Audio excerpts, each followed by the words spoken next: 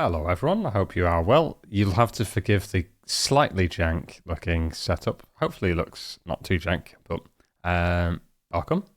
This has been my first, or will be rather, my first video I've done in quite a long time. I've been very busy with work and getting married and all sorts of other things. And yeah, I kind of really want to get back into doing some music related stuff. Keeping it pretty light and super unprofessional, so apologies. But yeah, hopefully audio sounds great. Webcam quality should look decent. And yeah, just going to do a couple of these trial videos. So if this is the first one of the series, I'll find out and let you know. If not, I'll cut this out. But yeah, I want to focus on, I've just upgraded a lot of hardware and been working and doing all sorts of other stuff. And really want to get back into obviously showing you some music production stuff, specifically looking at like samples and all these other like things that I find really interesting in hope that you might learn some tips and tricks. So yeah, without waffling too much, let's jump straight into some of the things I've been looking at. So let's just check. Yeah, so here's Cubase. This is a new template that I've been working on. And yeah, I should probably just say where I'm up to and give a little bit of an overview. So last couple of videos I had done 6 months ago probably, I was experimenting with building some composing templates. What's a composing template? A template is basically the idea that you can just come in, finish work, or you've got a musical idea, you want to turn your project on, and you can just go straight in. Sometimes these are pre-mixed, so you might have everything you need, and all you can do then, or all you need to do, is just sit and start playing some instruments. So lovely little clarinet here. Pre-mix that, happy with it. So when I just want to write, you can just come in and write and not have to mix, because there's a philosophy, which I agree with, just worth saying that in advance, that if you are, when you're doing music production, especially with using digital audio workstations and things like this, you kind of want to split out as much as possible the composing and orchestration and writing process, and then the mixing process as well. They don't have to be two separate entities, but people do sometimes like to do that. The reason for that is because you want to focus on, well, the school of thought is when you're writing music, you want to focus on the actual songwriting and the structure and the musicality of it. The mixing side of it, 100% can be part of the composition process. You know, sound design and playing with new instruments, 100% can be part of that. But the idea of keeping this somewhat separate is, if you do separate them, you dedicate the time to focus in on like really specific things. So as I've said already, like the structure, the chord progressions, the harmony, all that stuff. If you're trying to mix as well as doing that, sometimes your projects can either get a little bit messy or they don't quite work as efficiently as they can be. And it completely depends on person by person basis, you know, and everyone has their own system and workflow. So back into this. So here's my Cubase project. One of the things I've been missing is an all-in-one sample software. I've got some Spitfire stuff, I've got Native Instruments stuff, but I've decided to go quite big, and what you will see here is I've now got BBC Symphony Orchestra Pro. I think last time I was doing some videos, I had the core version, which is kind of the middle, but I've now got the Pro series, and to be honest, it's not necessary for most people. I just wanted to have ultimate customization because I'm really fussy and I am neurodivergent, so explains part of why I'm so fussy. But I'm really fussy about getting a particular sound, and I don't just want something that sounds mass produced and like what everyone else is using. So to give you an example, I want to show you what my string section sounds like. So I've just selected a couple here. Here's what my strings sound like at the moment.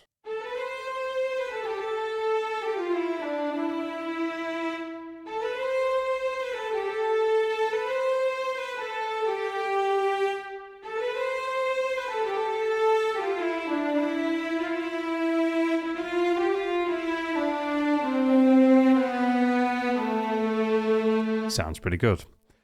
That's kind of pre-mixed, it kind of isn't. There's 5 different layers put together there, so in reality, I'd probably play a couple.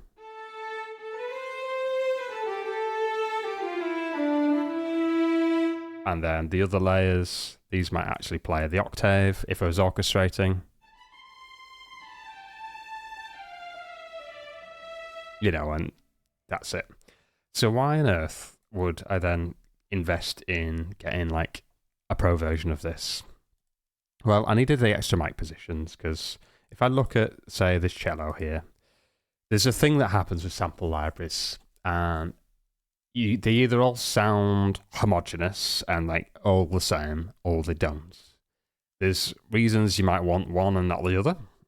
Sometimes you want stuff to sound all the same and like it was recorded in the same room, and actually sometimes you don't, because it turns out if a plugin is really good, every single person in the world's going to use it.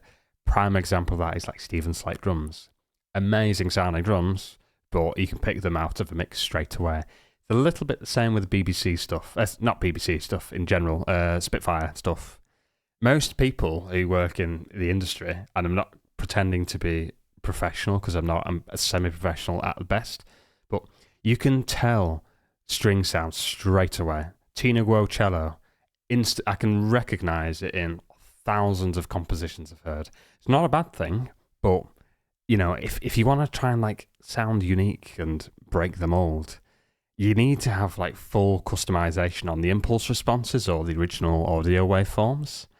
You don't get that, sadly. And I think even with this BBC Professional, I've got 16 different mic positions. Hopefully you can see that in high enough scale.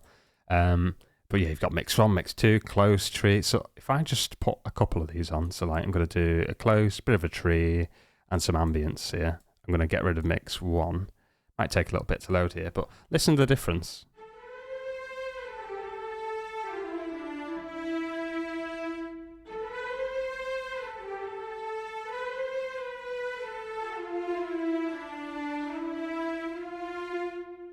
Sounds good. But actually, I don't want to have like such an ambient sounding mix, so I can actually change and have it a little bit more close mic'd. I think there's another close position I can use as well. Close wide. So let's try this one.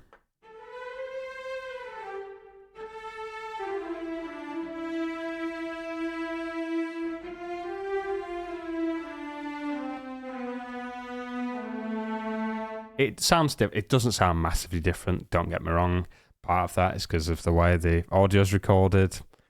You know, it's all recorded in the same room, so you get a little bit of the room sound, but you know, it just having that layer of control rather than it just being, here's a sample that you're now stuck with forever, you can't really do anything with. I say that very generically. Of course, you can EQ it and reverb it and do some sound design stuff on it. You know, I don't mean to sound obtuse with it, but you get to a point where, you know, like if I load, I really like the Cremona Quartet series. Sounds phenomenal. It's incredibly CPU hungry, I have to say. Let me just try and load it up. It's struggling here. Here we go. So I've got this in multi-mic. So I've just bundled them all together, all multi-mic. 14 gig of RAM, this one instrument. I say one instrument, it's 4, is using. But I can't really do a whole lot with this.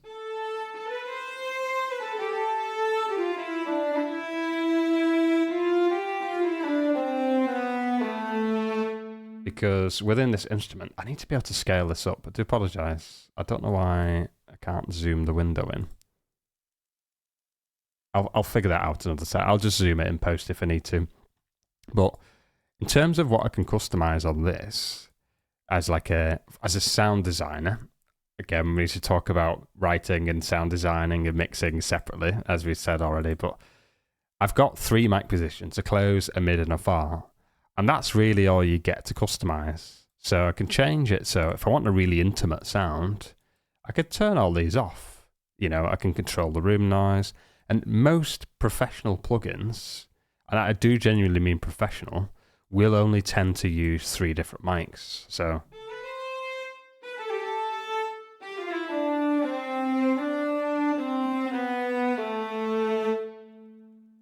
still got that tail, but I can almost guarantee that I've probably got some type of reverb on here as well. Let me just check that. I do, but I've not enabled it. And you probably look at that and go, oh my God, why have you got 5, 6 different reverbs on? Don't ask.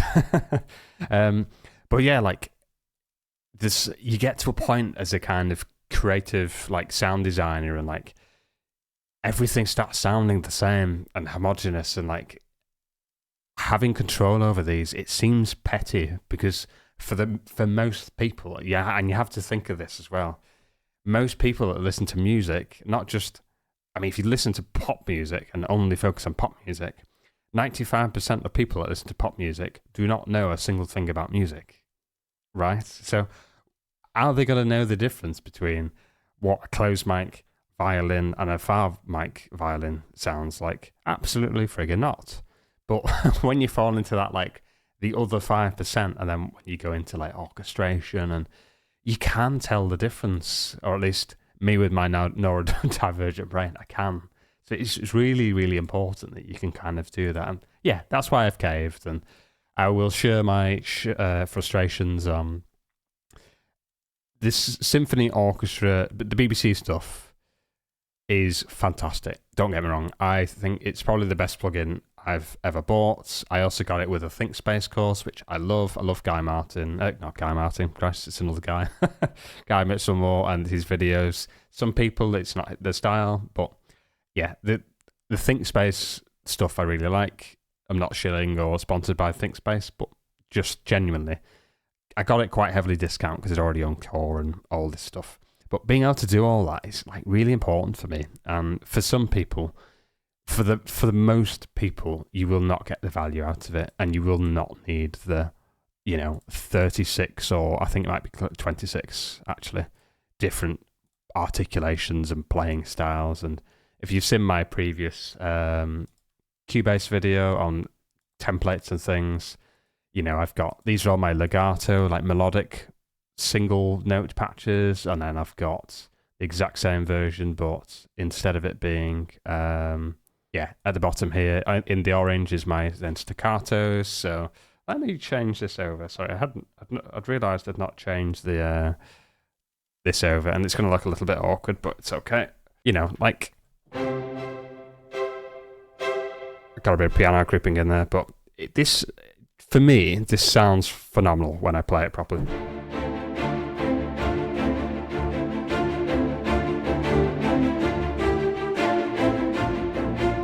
This keyboard tries in the way. Let's try again.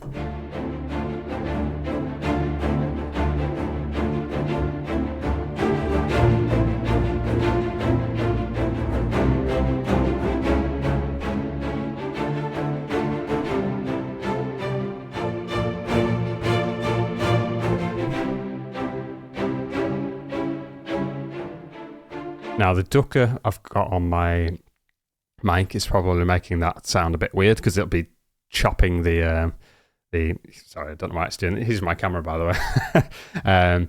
But it's probably truncating that volume a bit more than it should be. So I could turn that off, but it just makes it so the audio doesn't sound weird. But that on its own, this is only BBC stuff. Let me switch it back there.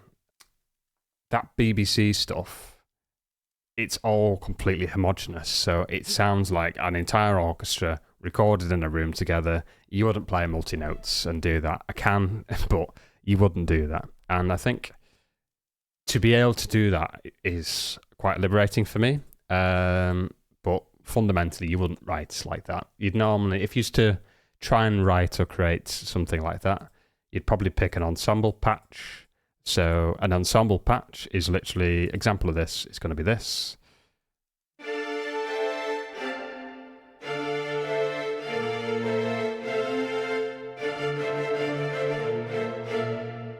Let me try and turn some of this reverb and the release down. Change it to a close mic rather than a room. Could probably have a combination. It sounds completely different though. And it's not necessarily the fault of the plugin. I think I've not dialed that in properly anyway, but let's use, I've got these plugins here. Let me just show you those.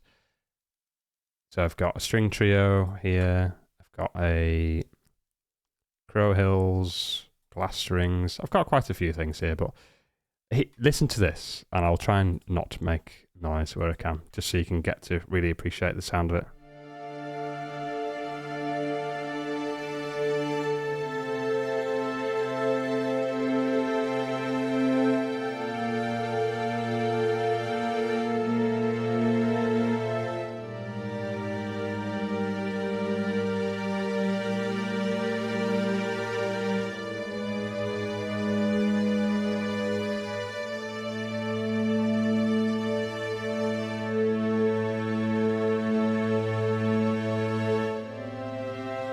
That could have gone into a completely different direction, but yeah, I've just managed to get into a place where I'm happy with the composing template, but you have to know the limitations of what you're working with, and I think this is probably the biggest obstacle. Let me just go full screen there, because yeah, it's important. I think the biggest obstacle for people when they try and write using DAWs is you can either fall down this plugin rabbit hole, been there, done it, spent the stupid amount of money, here we are, or you could actually go down a completely different route, which is like you play with samples and you chop and you change and do sound design, and there's no right or wrong way of doing it. But I think with orchestral stuff specifically, you get into this, like, or at least the hole I fell down into is finding that sound that you like, that then isn't overly used and used by like everyone. And for me, like, I pretty much have my own instrument composition now. Here's another one I'm just going to show off dead quick, and then I'll do a separate video on some other kind of interesting things. So let me flick back into, I'll try and keep the keyboard going on this one if I can, just so you can see. Kind of, I'm still getting used to getting back into videos and recording and such, but here is an organ patch. Let me get rid of that. So listen to this.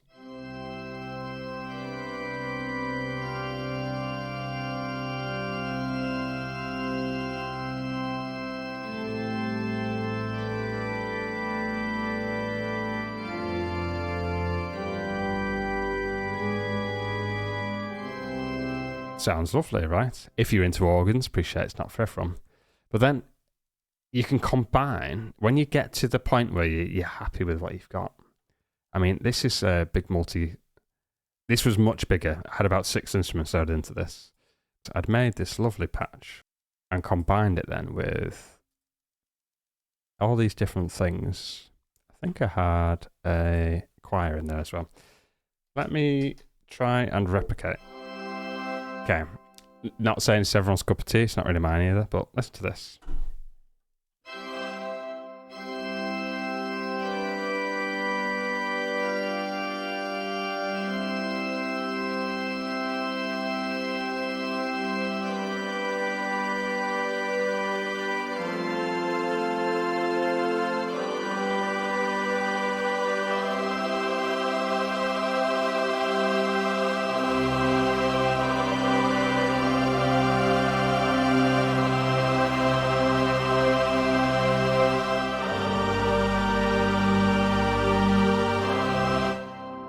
Sounds epic, right?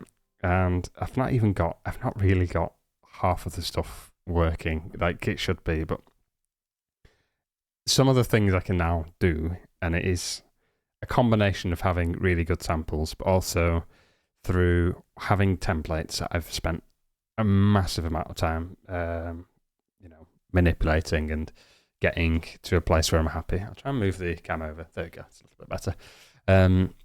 It's took a lot of time to kind of get there, but yeah, if you're interested in any of that type of stuff, I'm going to spend a massive amount of time doing some actual composition, breaking down all those little things, trying to not focus too much on like a specific genre where possible, because I know people are really interested in lots of other stuff.